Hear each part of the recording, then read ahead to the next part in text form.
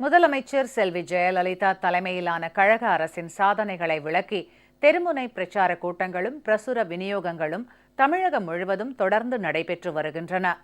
வடசென்னை தெற்கு மாவட்ட கழக மகளிர் அணி சார்பில் அமைச்சர்கள் திருமதி ப. வளர்மதி, திருமதி எஸ். கோகுலேந்திரா, மாநில மகளிர் அணி செயலாளர் Thirumathi Sasikala Pushpa MP, Thiru T. G. Venkatesh Babu MP உள்ளிட்டோர் திருவிக நகர் பகுதியில் முதலமைச்சர் செல்வி ஜெயலலிதா அரசின் சாதனைகளை விளக்கும் பிரசுரங்களை விநியோகம் செய்தனர்.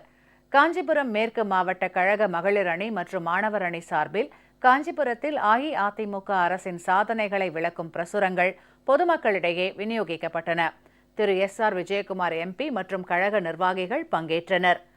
அரியலூர் மாவட்ட கழக மகளிர் அணி சார்பில் திருமானூர் ஒன்றியம், ஏலாக்குறிச்சி கடைவீதி பகுதிகளில் கழக அரசின் சாதனைகளை விளக்கும் பிரசுரங்கள் விநியோகம் செய்யப்பட்டன.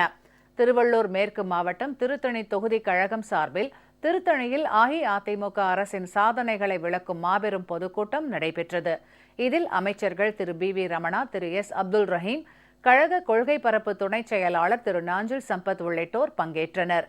வேலூர் கிழக்கு மாவட்ட கழகம் சார்பில் காட்பாடி ஒன்றியம் சேனூர் பகுதியில் அஇஅதிமுக அரசின் சாதனைகளை விளக்கும் பொதுக்கூட்டம் நடைபெற்றது.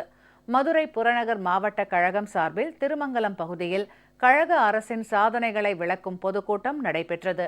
மேயர் திரு ராஜன் செல்லப்பா மற்றும் கழக நிர்வாகிகள் பங்கேற்றனர். நாகப்பட்டினத்தில் நடைபெற்ற கழக செயல் வீரர்கள் கூட்டத்தில் அமைச்சர் திரு கே. ஏ. ஜெயபால், சட்டமன்ற உறுப்பினர்கள் உள்ளிட்டோர் கலந்து கொண்டனர்.